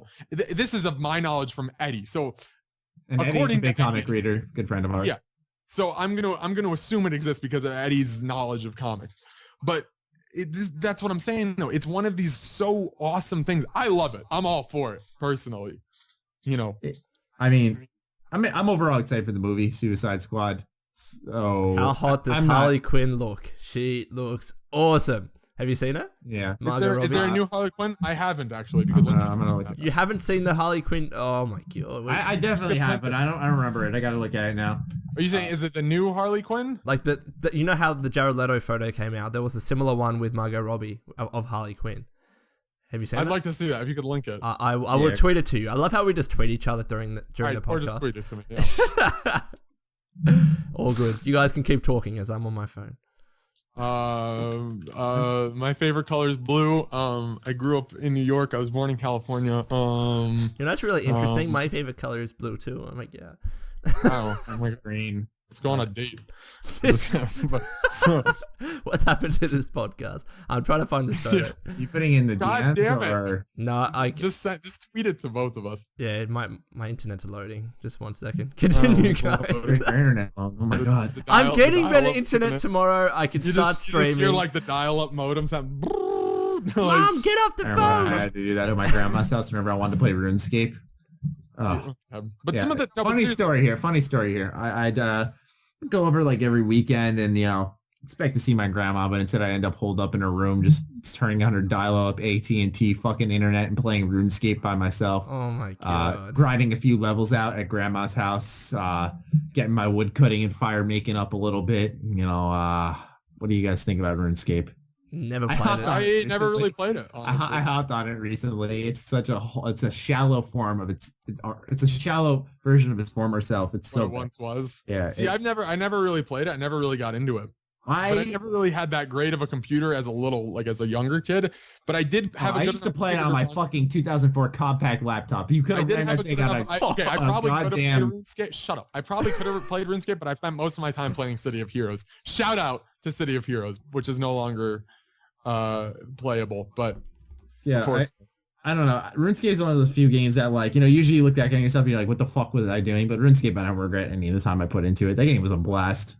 Fucking loser. I'm just kidding. I'm sure a lot of our fans have played RuneScape. I'm sure a lot of people in general have played RuneScape. Well, I tweeted just simply I really want to play RuneScape, and it got like 20 plus favorites. Like people are on board. They're like, yo, yes, I want to play this shit now. I'm like, okay, I guess I'm not the only one. But I got pissed. I signed out of my old account, got all this dragon stuff. Lone, where the fuck is this picture? I'm just letting you guys talk. I'm sitting here waiting for the picture, ready to You guys were having such a good discussion. I didn't want to interrupt. No. All right, fine. But it's happening. Just relax. It's happening. Slow down. Well, anyways, I'll continue until we get this picture that we have I had like a dragon dagger, dragon plate legs. I literally had the best armor weapons that you could get. I had 3 mil. I'm like on my account, like, oh my god, I'm such a fucking beast. And I go to equip it, but I forget. And in order to equip it, you gotta be a fucking member. And I'm like, so you need my $5 every month for me to wear this armor? Fuck you. That's. And I signed off. All right, I've tweeted out the photo. I think we just got called out on Twitter. By who? By Holotapes Weekly. Why? I'm not sure though. I don't. Who is Holotapes Weekly? They're. All right, we're not gonna get into this right now on the. What? podcast. Wait, what did they say? What are you talking about? Yeah, hold on now. They're I'm about cool. to fucking throw fists. They're cool with us. Are they cool? Yeah. Oh, they're joking. They're joking. Okay, I'm sorry. I misread that. I'm sorry. Oh, we haven't told Noah yet, have we? Oh, Maddie. she looks hot. Yeah, she Ooh. does. Hey. Oh, you finally linked it? Yeah. Hey, girl. Yeah. But no, I have a again, girlfriend like the tattoos are very significant Am I single? in what I'm talking about because you run a podcast on the internet. I think it's because they have a certain theme with the Suicide Squad. They're trying to go for this kind of edgy, Just like meth. Yeah, exactly. So That's a meth head I would date. Maybe I'd have her take Is off there the one you choker before wouldn't? she walked into my house. Just kidding. You know, like, hey, mom, dad, I just want to show you my girlfriend removes choker. Anyways, Anyways, let's continue. But let's continue to the fan question segment. yeah. We got some really good questions. I jokingly asked for personal questions, and we actually got quite a few interesting ones. So you guys are going to learn a little bit about us today. oh, God. Let's start off with the Bethesda gaming questions. This one comes from @WhatTheHelliot. He says, what other franchise would you love Bethesda to buy for Todd Howard and Bethesda Game Studios? Call of Duty. Let's think seriously here. What would Todd Howard and Bethesda work on best? I want them to make a Game of Thrones RPG. That would be cool. No. Yeah, but I feel like it's too. I heard some hesitation there. It's too similar It's to. licensed. Well, it's licensed, but it's too similar to Skyrim. The world's just very, very. Yeah. It's different, of course, but it's that kind of same theme. I think they need to really branch kind of out. a hard question. It is a hard, yeah. Breaking Bad. Bioshock would be really cool. How would that work, though? I have no clue. Bethesda would figure it. I mean, think about it. People probably ask the same question with the original Fallouts, and now we have this. So I reckon now we have a better iteration, in my opinion, of Fallout. Fuck. I see. I need a better one now. I need a good idea. Because Game of Thrones, you're right. Like that's a good idea, but it's too similar to Skyrim. Yeah, it's a hard question because, like, the universes that Bethesda has done pretty much all encompass a lot of other things. Like, the Bioshock one would be interesting. That would be kind of neat to see, and like a sci-fi one, like a Mass Effect version. But the thing is, thinking Mass Effect already exists as it is. So like, and it's good as it is. Yeah, is there like that's why this question is hard. Is like how would they think of games that would work in a giant open world where you just go area to area and you're focusing on questing. Like think of games that would a title of a game that would work best like that. Dante's Inferno. Fucking Pokemon. Pokemon's already like that. No, it's not. They need to make that goddamn Wii U giant open world. Oh, they all do. the content region Yeah. on the fucking Wii U. Yeah. Come on. Or somebody create a Skyrim mod that costs $50 and we can have Pokemon.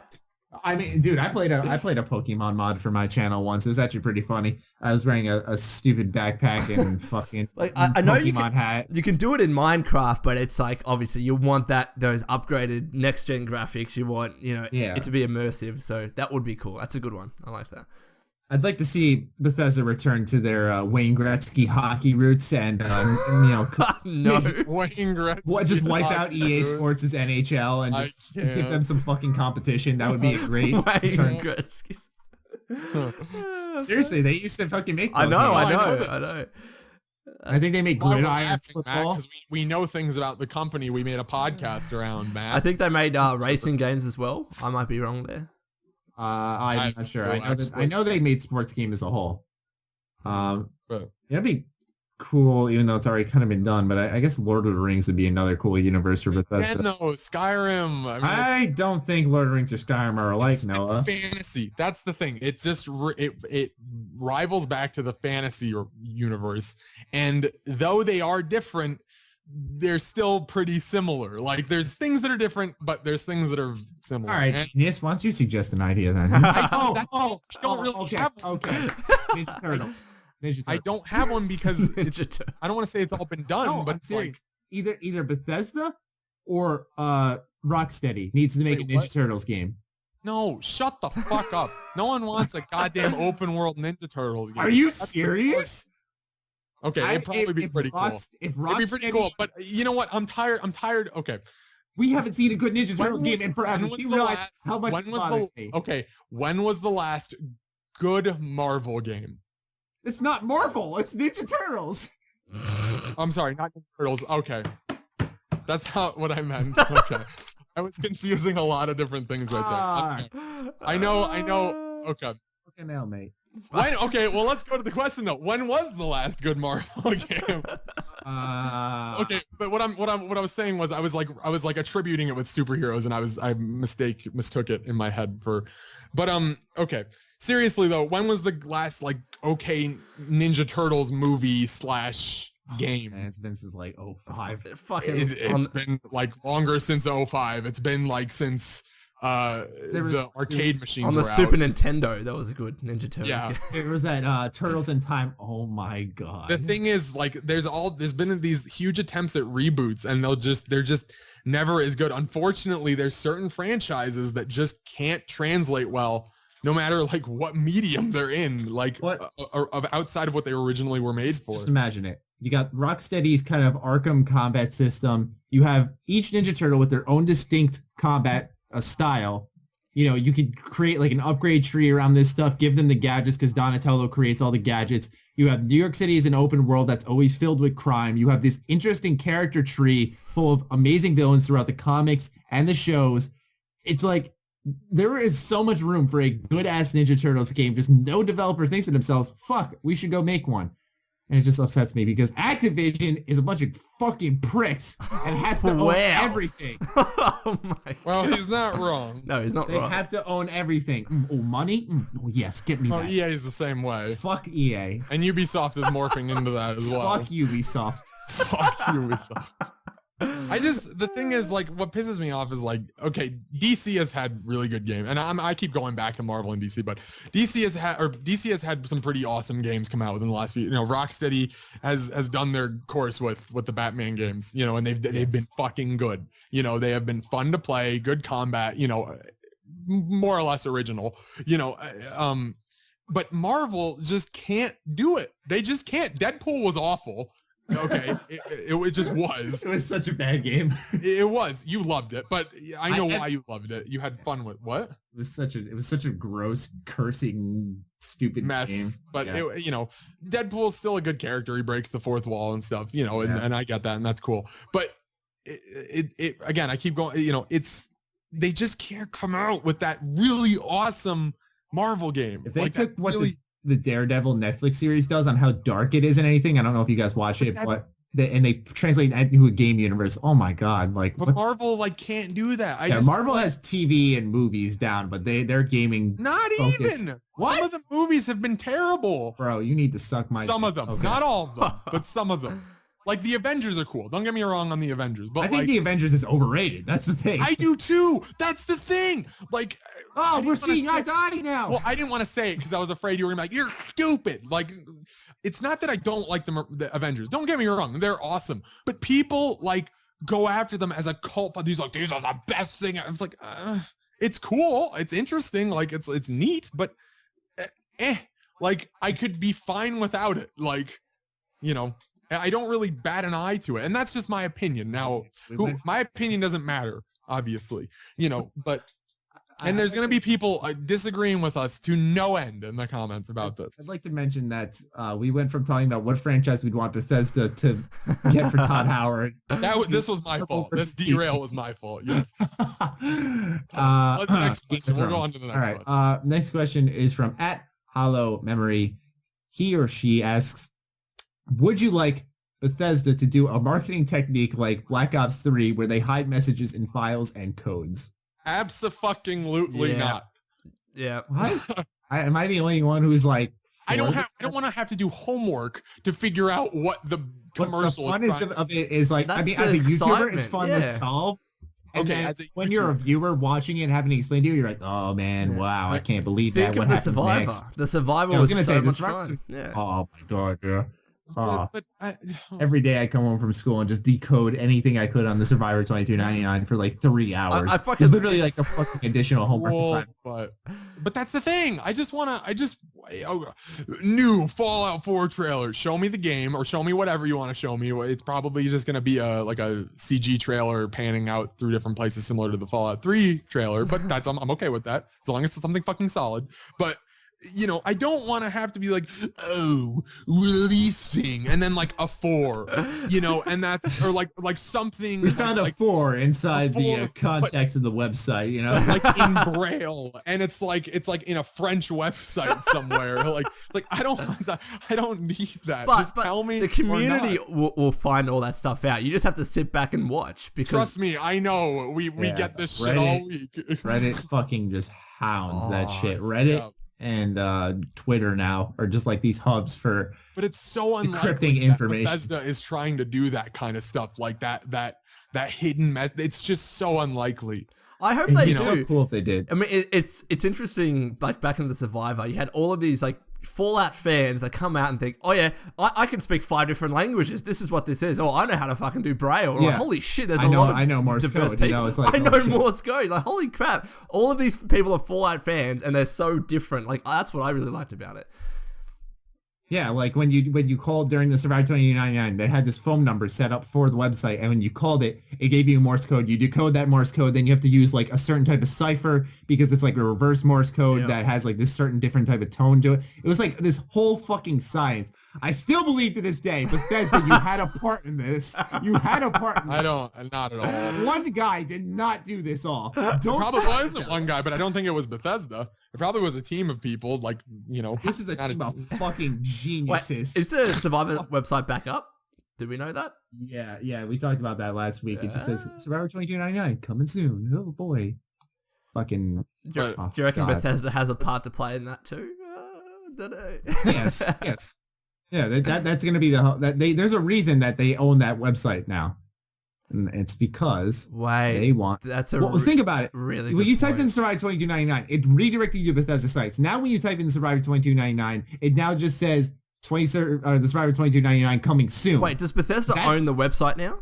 They definitely do. It said that because now it redirects to Bethesda's website, or at least it used to. But can we do like a who is of the Survivor and then see what comes up?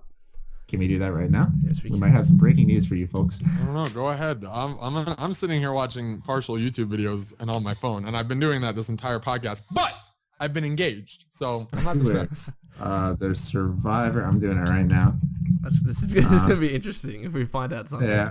Because if Bethesda owns this, I guarantee you then they'll do a new marketing thing. Survivor299.com is coming soon is what it says on the website. Doesn't send me back to... All right. Hi, my name's Todd Howard. We made a Scooby-Doo episode, and I am the survivor of 22. Survivor2299.com is already registered. What? I know that. Okay. Registrar GoDaddy. Okay, that's just the it's still website. GoDaddy, yeah. Yeah, it's still GoDaddy. It doesn't say who owns it, though, like it did last time. Well, updated date. It was recently updated on the 14th. Yeah. Created November 13th, 2013. Oh, throwback Thursday, bro. Oh, man. And it expires November 13th, 2015. okay, that just means they may need to renew it. Like, But it doesn't. Yeah. It doesn't have an entity name or who's behind it. It doesn't, yeah, I thought it was the who is that tells you who owns it. I could have sworn that, well, here's the thing though. Bethesda definitely does own the website. Why else did it for the past like year redirect back to their site? And now all of a sudden it's changed? At first it was like, oh, this makes sense. They're capitalizing on the traffic. Yeah. And then now it's just a message on their website. But I don't know if we ever considered the possibility that the Survivor website owner redirected back to Bethesda's site just because he was asked to do that. Maybe not because Bethesda owned the website. I mean, who knows? But see, that doesn't work out for us. So It doesn't. Whatever. All right, let's move on to the third question. No, I'll let you answer this one. At the Real Phantom asks, How often do you fap and for how long? Oh my god. 77 times a day for about No. You said you were going to answer this. Oh, you honestly? Yeah. Okay, probably about. Oh god. It depends on how busy I am. At minimum, it's probably at least once a day. Okay, I'm not gonna lie to you. It's at least once Who a the day. fuck At doesn't do minimum. it once a day? At maximum, like okay, average probably twice, 2 to 3 on average. On average. Now at maximum, like a record breaker. It's such a weird like question. this probably hasn't been for years. But on a record breaker, probably like 6. I remember specifically in 8th grade, I think I almost hit 10. Like Jesus, one time. Yeah, I was feeling it that night. I bet you were chafed too. Oh yeah. Oh yeah. It It fucking hurt. Yeah, It fucking hurt. I know. What you mean. And by the 10th time though, when you were done, like it was just like dust. It was like, like it was like, but and in terms of time, again, that varies depending on how long it's been. So like if the previous day was only once, the second day will be quicker. No, like if I only did it once the previous day and then the second day I'm doing it for the first time, it's probably going to be pretty quick. Not like 5 minutes, but like, This is I don't time this myself. is That much I so don't know. weird. Whereas This like, is no, you just so gotta think weird. about it. Whereas like, Come on, answer the question, Lone. No, Wait, I'm hold not on, I'm answering not the done. bloody question. Whereas he has a girlfriend, he has someone to don't do it care. for him. But what's it called? He like if it's like a day where it's like 3 or 4, I don't know, not that long, probably like, I don't know, 15 minutes, 20 minutes, maybe. That might be overshooting it. I don't know. Just I don't time myself. That's the one thing I can I answer. don't how either. many I'm just times. trying to. That's why I'm trying to like average. Yeah, it, I mean, yeah, I'd say like 15 minutes. I don't know. it could be like 10 minutes. And I'm not even realizing it. Like I don't know. Yeah. I'm usually preoccupied at the moment. Yeah. Like I'm preoccupied. Lone, what's your answer to this? I'm not question? answering the question. Move on. I love it. It's a weird question. It's very, very All right, strange. we're gonna give answering the Lone. He does it. Will you twice say a at least? day, Will you half say an at least hour. once a day? Yeah. Will you say at least once a day? I'm not going to disagree. Okay. So at least see, I'm going no shame here. Okay. At least once a day we'll go for Lone. Okay, that's acceptable. He's like 4 times a day, 30-minute span. Lone's like doing it right now. He's like, sorry, still asking. like, I was Owen. But Next anyway, question, please. At 2 Split Wings asks, one song the rest of your life or no music to the rest of your life. oh, Kind of English, hold on. One song for the rest of your life or no music for the rest of your life. Also, what do you listen to? lately for me, it's been Blink 182. I've been listening to a lot. And if I had to go with one song, I mean, this could change in a week. I would probably choose another song in like a week or two. But like right now from them, it would be either Adam's song or Josie from Blink See, 182. for me, I pick no music the rest of my life. Do you realize like how You'll get sick easily of music it. can get repetitive? Yeah. I would fucking- pick like ambient music. That's what I would do. Yeah. I So- just walk around with the Fallout ambient music, just That's so true. walking around like adventurous all the time. Dude, turn that fucking music off. Or like the Legend of Zelda theme song. Dun, dun, You can, oh, and then get the dubstep remix Oh, for it. no. Yeah. do you know that what song do was I composed in listen a day? The Legend of Zelda theme song? It was composed in one day. Really? Tetris took 7 years. I'm just kidding. I have no idea. Right. Recently, I've been listening to Big Sean. Oh, Big Sean. my God. Yeah, that's good. That's good. Oh, fuck. He's Paradise has been the song that has been like that. I can listen to this as many times as I want to, and it will not get old. I don't fuck with you. My God. That song came on while I was at the gym today. I skipped it. I was like, no, fuck this song. It's so- yeah, that and Blessings of it are really good songs. So that's what I've been listening to lately. I don't know. It always fucking changes for me. I don't have like that one artist. I'm like, I'm a diehard fan. I need to get your autograph. For me, it's- backstage passes. See, I do have a band like that. It's a band called It's the Matt Chiodos. Schroeder's. It's a band called Chiodos. I have been Schroeder's. fans of them. No, Chiodos. Matt Schroeder. I have been Matt- fans of them since I was in like middle school, but I still listen to them today. Oh shit. Craig Owens has the voice of an angel. Anyways, Remember that video you made involving Chiodos, Noah? Matt, We all know that whole time. Don't even go any further. No, because now you've brought it. No, good. Just next topic, next question. All right, this one comes from my neighbor Tyler. He literally lives down the street. Fuck you, Tyler. You're not allowed to ask questions, you piece of shit. Yeah, can I mooch a CSGO skin off of you? I'm just kidding, Tyler. You're cool. But he asks, how long does your morning piss take? What? These are really personal questions. Tyler, you idiot. I'd say a minute-ish. Is Tyler's like piss taking too long, and he's like, I'm asking for a friend, but mine takes like an hour. I don't know. I asked you guys before the podcast, is this good? You all rushed me like, yeah, it's great. I was trying to make you were trying to act like you didn't expect it, even though you did expect it. I was trying to make it funny. Oh my god. Anyways, trying to be spontaneous. I would have to say probably like 15 to 20 seconds. Oh no, that's way too short. I don't know. It's never 30 plus. I feel like it's never taken longer than like a minute. Like maybe 30 seconds. I don't know. I think the best feeling is when you just have that one fire hydrant urination where you're just going for like an hour. Oh my god. Like, when is it gonna end? Have you ever done it and had morning wood at the same time? What the fuck? Like, because then you have to like stand at the side of the toilet. Yeah. Just let it For me, I just like I'll buck a foot up onto the toilet, like the toilet, and then another one. I'm just kidding. None of this happens. Stick my leg out onto the counter and then. Well, what Lone does is because he's a kangaroo, he has the pouch, so he'll like unravel it from the pouch. And I'm just kidding. Oh my. Oh fuck me. I'd say 60 seconds ish. 60 seconds. That's very long, Matt. Myself. That's very. Like, do you realize? I drink a lot of water before I go to bed. Sit here for a minute and like don't say a thing, right, and that's how long you're pissing. On my phone timer. Hold on. We'll see how long. If I we're not actually. No, we're gonna do it right now. All right, guys, keep talking. Is he actually going to the phone? I would say, okay, tell me when 30 seconds hits. And that's like roughly how long I would say. Lone, if you had to guess, would you say around that time? I would say around 30. 30, it can be shorter than that, to be honest. I don't drink a lot of water, which I should, which is really bad. Yeah, because you live in a desert. It's not that bad. It can get really cold here sometimes. Frustrating. I guess deserts can get cold as well. I just said 30 seconds now. I'm definitely a little bit longer than this. Wait, did you? I'm still envisioning myself standing here in the toilet. See, again, it doesn't. Yeah, about close to 40 seconds. Yeah, like I got a nice long urination in the morning that wake up pissed. Oh yeah. Oh. My dad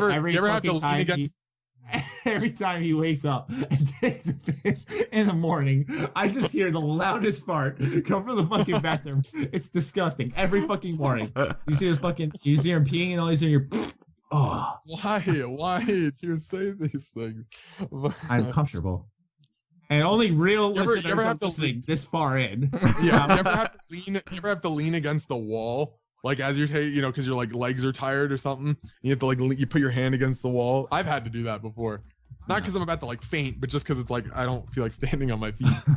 Like, no, that just I picture that like kind of like one of those movie scenes where you're in the shower, just like leaning against the wall, like, damn, what am I going to do with my life now? See, that's what I'm thinking of right now. No, I don't do that. You want to know something that I do have an issue of when it happens? Is like if you go into a public restroom and all the urinals are taken up, so you have to go in the stall, right? It's full of shit. Well, no, because I'm taller, I often stand above the stalls, like my head goes above the stall. I'm 6'3", so it's like, I feel like these people walking and just see this, like this tip of this head standing above like this and hear the loud ass sound of urine hitting the fucking water. And it's just like, like hitting the sound, it's like, do you know how we talk about how we digress in the H.A.M Radio podcast a lot? I feel like we're doing that right now. The people want to know. I think the worst is when I'm taking a piss and I hear someone in the stall next to me just rip ass into the toilet bowl, and like everyone knows I heard it. He heard it. We all know what's happening, but the guy just is trying to like breathe over it. It's so awkward. It's the worst. It always happens in school. I always go between classes and I'll fucking hear some dude like cutting in the stall. you're also the only person I've ever known who used to text me when they took shits in high school. In high school, you would every day without fail. At some point, I just took the biggest dump. And it's like, okay. Thank you for telling me that you just took a shit. I don't know how you did. I couldn't even take a shit in like public places. I can't do it. Anyways, we're gonna move on now. Public bathrooms aren't as bad. They're very underrated. Most of them are kept more clean than your own personal bathrooms. What is this topic? Stop. We need to move on. There's nothing to move on to. It's the final question. Oh, wait, is it actually? Yes, that was the final question. Oh, that's so depressing. Oh. Well, let's ask another. I have a question. How tall are we? I said I was 6'3", so we all know that. How tall are you guys? 6. Matt's 4'11". 4'11". Lone, I'm gonna say right now you're taller, but I don't know. Your Lone's 5'8". Yeah, I'm around that. Yeah. Bang! Are you really? Yeah. You're a short little fuck, aren't you? I'm around average, I'd say. Okay, so you're not like tall. You're not short. Like, nah, yeah, I'm a pretty average. Yeah, pretty average. No, I was just stretching. The annoying thing. Yeah, okay. The annoying thing about being tall though is if you ever work in a grocery store, no matter what. I used to work in a deli at the grocery store. No matter where you work in the department though, like anywhere, someone inevitably like, can you reach something for me? And it's like, fuck. I think the worst thing about being tall is the the obligatory female comments of you're really tall. That's a good thing though. Girls like tall guys. I don't fucking care. I see myself in the mirror every day. I know how fucking tall I am. I know I'm tall. Fuck. I'm gonna tell that bitch to shut the fuck up, and I'm gonna deck her in the mouth.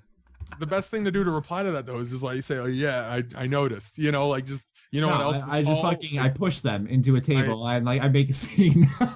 I spit in their face. I think we should probably end the podcast now. You gonna do the outro again, Noah? Did I do the outro last time? Yeah, you interrupted me and then screamed, "I'm doing it." I'm doing the outro. I need to go get ice cream. Is it my turn? Do I get to step up to the plate? Yes. All right. Do you have any local baseball teams now? You mentioned that. Me, actually, we do have a league, but it's whatever the fuck. Cricket. Cricket is much more popular. We're the world champions. Is it really? Yeah, we're the world champions in cricket. What about rugby? Right. Hey, this is we just keep talking. Why not? So in Australia, most popular sports. There's one called AFL, which is essentially this. I don't like it. It's just this weird football game where it's just fucking. Anyways, I don't like it. You can search it for yourselves. Then there's. You mean football as an American football or like soccer? No. You'll see what I mean. If you search for AFL and watch some highlights, it's weird. And then there's 2 types of rugby. You got rugby league and rugby union, and then you got cricket. So those are probably the main games that we play in Australia. And then we also soccer or football is coming up as well. So yeah. See, I like soccer and hockey. Matt's gonna be like, no, you're not a hockey fan. I like hockey. I'm not a diehard hockey fan, but I like it. Yeah. Yo, boys, you want to play some puck? Huh? Not that huge fan of like football, like as an American football. Yeah, fuck that. I hate that sport. It's just boring, and a lot of the people that like it here are not dumb.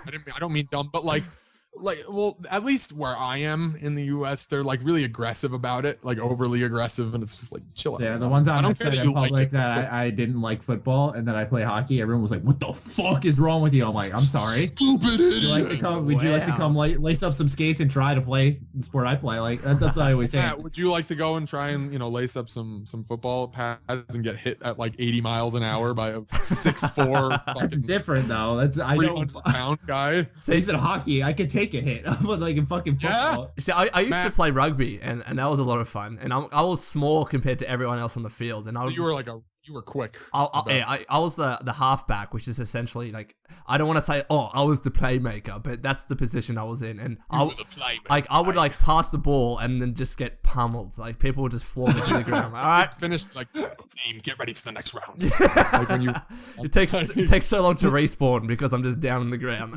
So if you play rugby, I'm gonna imagine you're fucking jacked as shit, right? No, I'm not. I'm fairly skinny.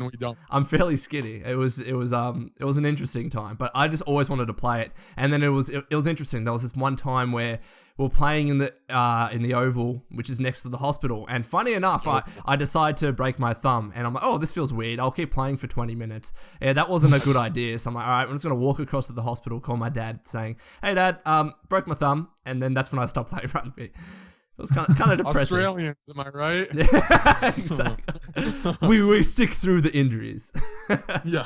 Oh, would you look at that? My neck's broke. Oh well, doesn't matter. Well, I can see my bone. We're gonna call it quits here because we're rambling and it's going on. Do you need to go eat some ice cream?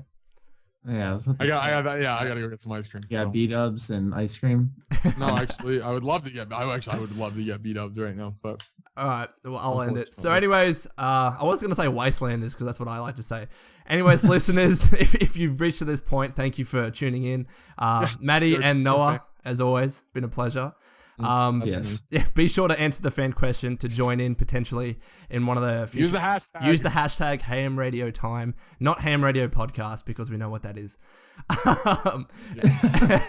And until next time, we'll see you later.